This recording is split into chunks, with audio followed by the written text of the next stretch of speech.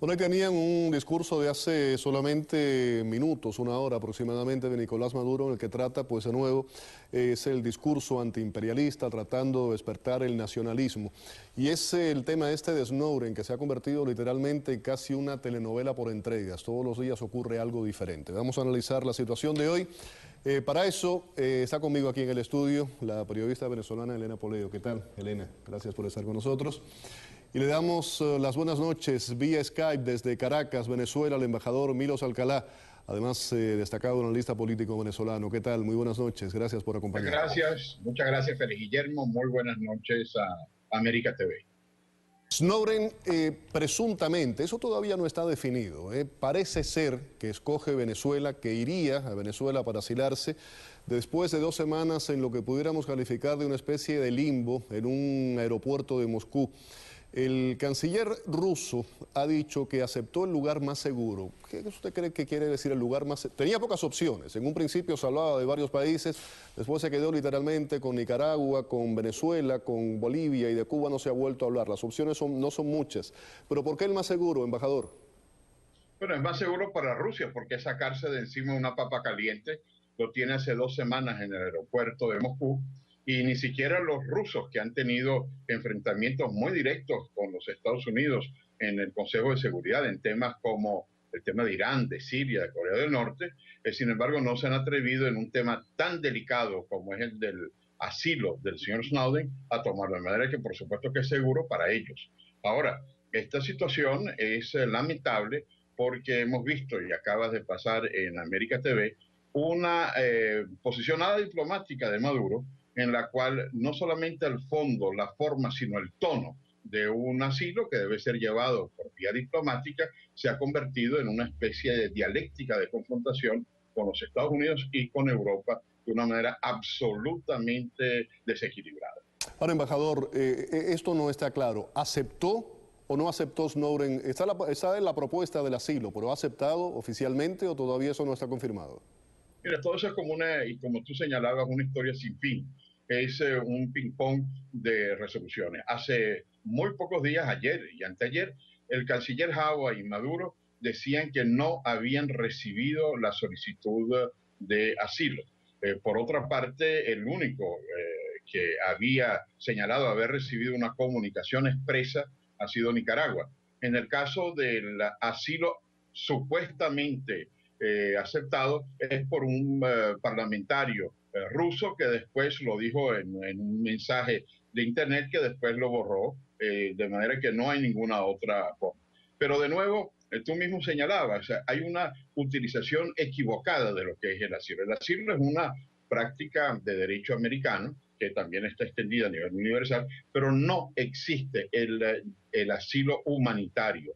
Hay 2 tipos de asilo: o el asilo diplomático o político, que es el que tiene Assange en la embajada del Ecuador en el Reino Unido, o el asilo territorial que se le da a un político cuando está en un territorio de un país. Pero asilo humanitario, y mucho menos este nuevo invento que ha dado la diplomacia presidencial venezolana de un asilo humanitario colectivo, bueno, eso es no solamente es ridículo, sino va en contra de toda la tradición jurídica del derecho internacional. Claro, el tema humanitario, sobre todo aquí en Estados Unidos, se usa durante periodos de tiempo. Por ejemplo, en lugares donde ha habido desgracias naturales, se les ha concedido a varios países lo que es el TPS, pero eso tiene un plazo, no es el concepto de asilo como usted nos estaba diciendo. Aquí en Venezuela mismo tenemos el caso de un refugio humanitario. Todos los campesinos, claro, los pobladores de ciudades, de pueblos vecinos, por los conflictos con la FARC, el Ejército de Liberación Nacional, el Ejército Colombiano, se desplazan, y ese es un caso de refugio humanitario. En el mundo han habido casos de centenares de refugiados, lo que está sucediendo en Siria, que van a Turquía, o persecuciones religiosas. Eso es un refugio humanitario. Pero un asilo humanitario como tal no existe. Ahora, claro, el asilo es una medida humanitaria, pero de ahí a utilizar de manera equivocada los términos, te refleja la desprofesionalización de la Cancillería venezolana. Eso no le pasaría a un diplomático cubano, independientemente de su posición ideológica, manejan bien los conceptos del derecho internacional. Claro, Lamentablemente, Sí.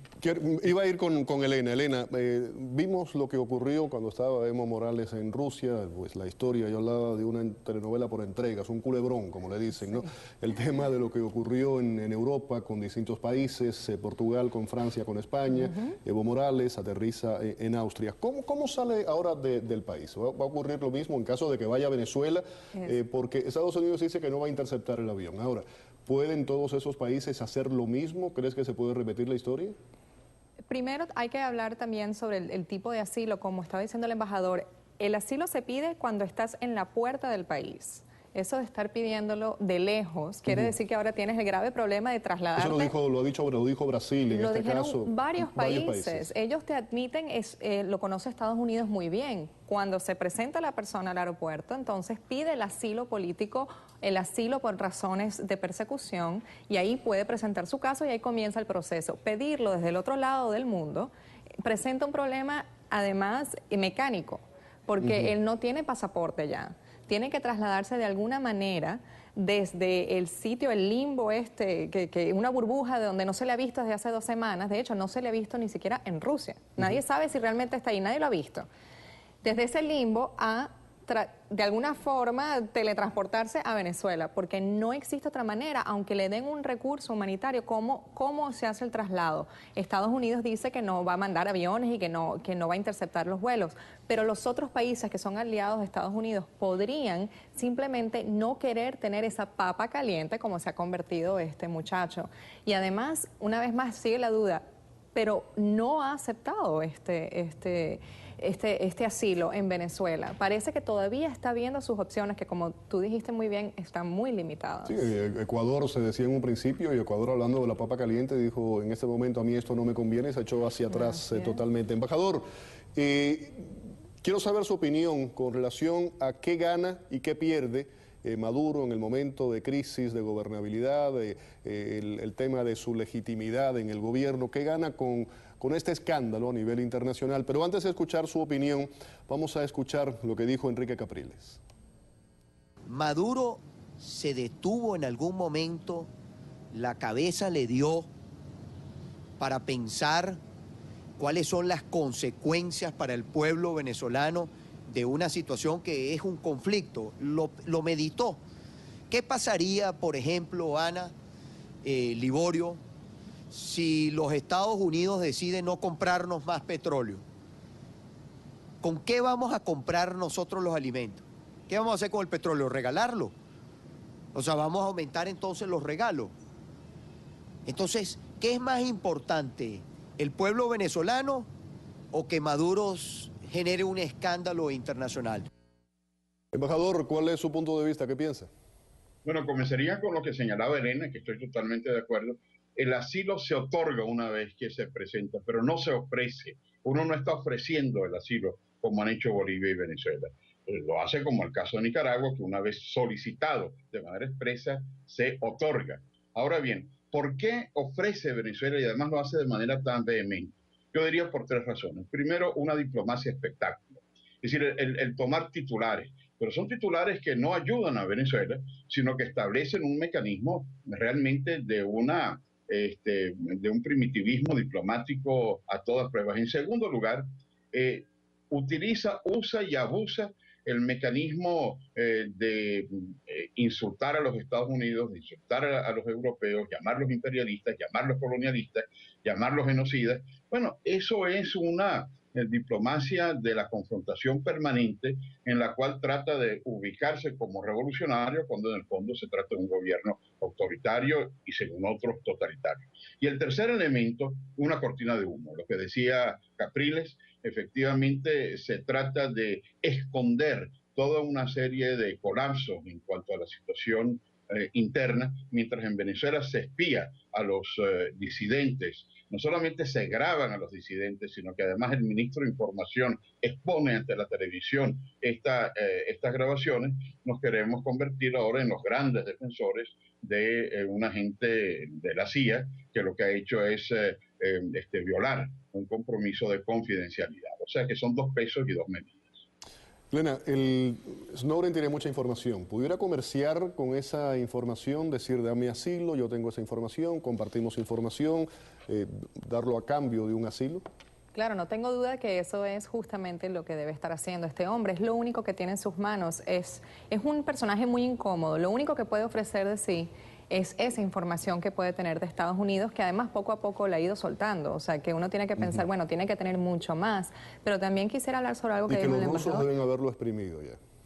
Bueno, una vez más, nadie sabe dónde está el hombre. Puede estar en el aeropuerto, puede estar metido en una celda, realmente nadie sabe dónde está. También quería hablar sobre el punto que dijo el embajador. En Venezuela es una cortina de humo lo que están haciendo para que la gente deje de pensar lo que realmente está ocurriendo en Venezuela. Y sabemos que los países que le han ofrecido asilo, por razones supuestamente humanitarias, son los países que menos respetan estos derechos en sus propios ciudadanos, lo cual es una ironía y es realmente un insulto para los venezolanos. Elena, muchísimas gracias por haber estado aquí con nosotros en el programa. También las gracias, las buenas noches para el embajador Milos Alcalá. Nos acompañaba desde Caracas, Venezuela. Muchas gracias, Félix Guillermo, y muy buenas noches. Vamos a una pausa. Al regreso vamos a tener un debate exclusivo aquí en el programa, en La Mano Limpia, sobre el futuro de las relaciones comerciales entre Estados Unidos y Cuba. Específicamente vamos a hablar de la ley de ajuste cubano, vamos también a hablar del tema del embargo. Y más adelante, cientos de mujeres son atacadas sexualmente en las protestas populares en Egipto. Ahora voy a dejarlos con el video difundido por las 3 mujeres que fueron secuestradas y violadas durante una década por un hombre en Cleveland, Ohio, y les agradecen a todas las personas que las han ayudado y respetado su privacidad. First and foremost, I want everyone to know how happy I am to be home with my family, my friends. It's been unbelievable. I want to thank everyone who has helped me and my family through this entire ordeal. Everyone who has been there to support us has been a blessing. I'm getting stronger each day, and having my privacy has helped immensely. I ask that everyone continues to respect our privacy and give us time to have a normal life. I would say thank you for the support. I will not let the situation define who I am. We have been hurt by people, but we need to rely on God. Thank you for all your prayers.